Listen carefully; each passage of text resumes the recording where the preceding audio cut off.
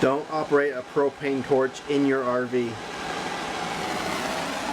Now, if you do not feel comfortable making this repair, you can send this in to Hughes Autoformer in Southern California. They offered that to us when we called them with this problem. Now, we had a little meltdown issue with our plug, and this is the damage that I saw when we had this meltdown. I need to repair it, and I had the plug because Hughes sent us a new plug. We were still within warranty, and he said we can send in this entire unit and he'd repair it and ship it back, or he'd be happy to supply us with the part and we could do it ourselves.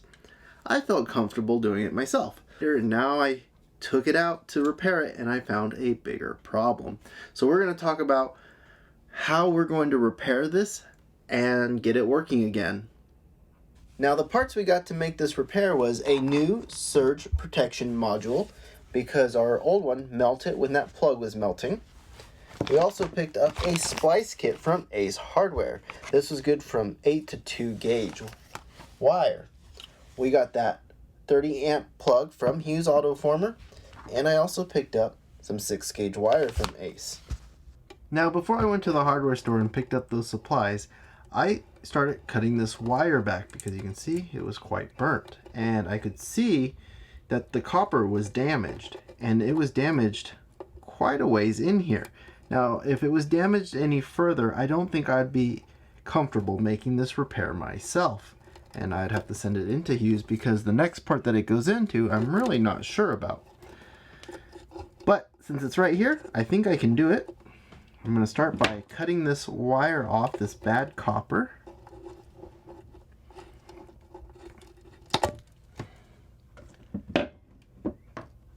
And then we got this splice connection kit. Now, very important. Again, this is not a how-to video. This is a video to give you thoughts on how to repair your stuff, because if you're an RVer and something's not broke, you ain't RVing, and I don't know if that's a marketing term or not. Cut that bad part off, but this is conductive. This is conductive. So when you put this on, you want to make sure you get that heat shrink over it, because this will spark and ruin your day. Now, I'm not saying that RVing's bad and RVing, you know, something's always broken if you're RVing. For a long time I said if something's not broken, you're not RVing, but you know, you really don't want to deal with broken stuff all the time. And I don't either. So I like to find these products that are serviceable, that you can repair, because eventually something will fail.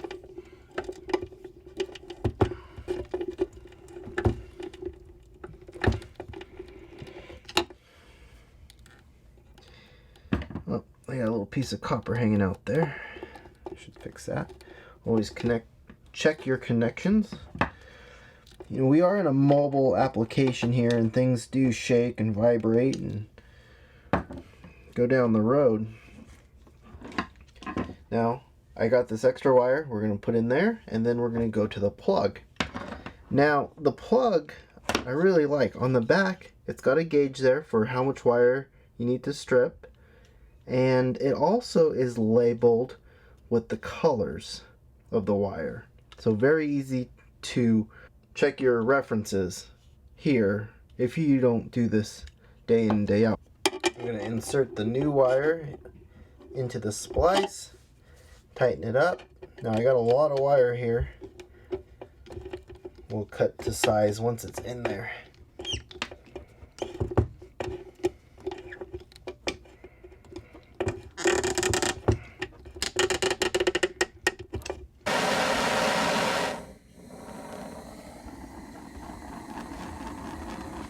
You got to be careful when heat shrinking this. If I had a heat gun, I would prefer the heat gun, because we are going around circuit boards and I don't want to melt the solder out of the circuit boards. But I don't have a heat gun, So we're going to be very careful with this torch.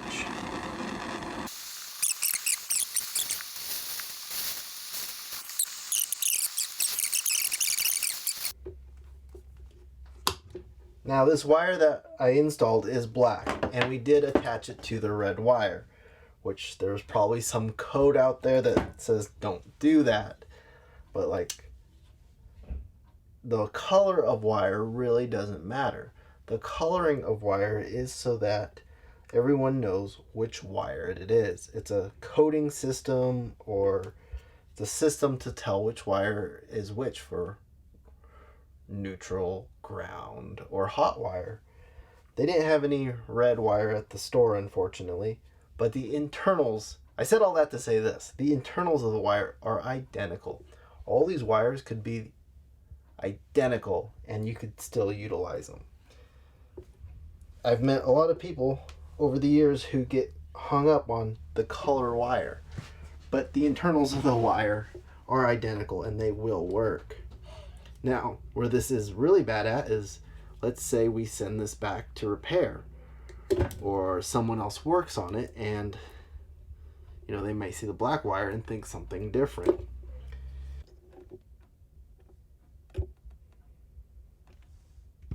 Now with that wire repaired and spliced in, we have to reinstall the new plug, or install the new plug, which means connecting the green, the white, and the black wire, or red wire. Make sure the connections are tight. Everything that they sent in the kit was pretty impressive.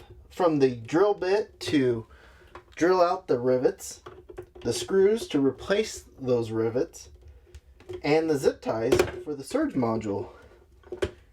Everything we needed was in that kit.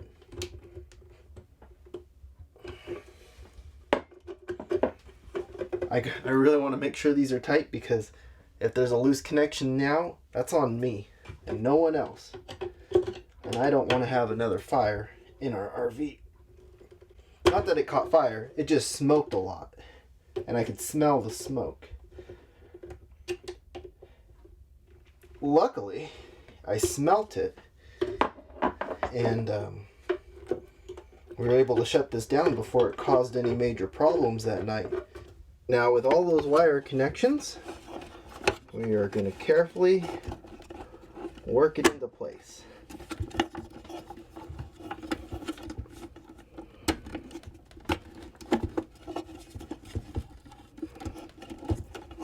No forcing. You never want to force something like this. Now, putting the new surge module in. This is the reason I bought this Hughes Autoformer.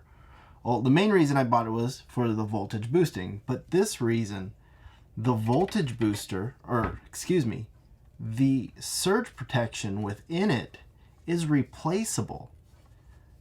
It comes out, it's got a ribbon cable that plugs in, it's keyed so you cannot put it in wrong. That clips right in there. You also have these plugs that are also keyed. So super simple replacement. And this way, when you have a surge and this part gets taken out, you're not replacing the entire unit like you do with many other brands. That was a big selling point to me. And that is easy to install. Once those are connected, go ahead and place it back in to the unit, and there's also zip ties that they supply to secure it. Now I hope you found this video helpful, whether it was how to repair your Hughes Autoformer or trying to decide if you're going to purchase one. Until next time, we're Ben and Lauren.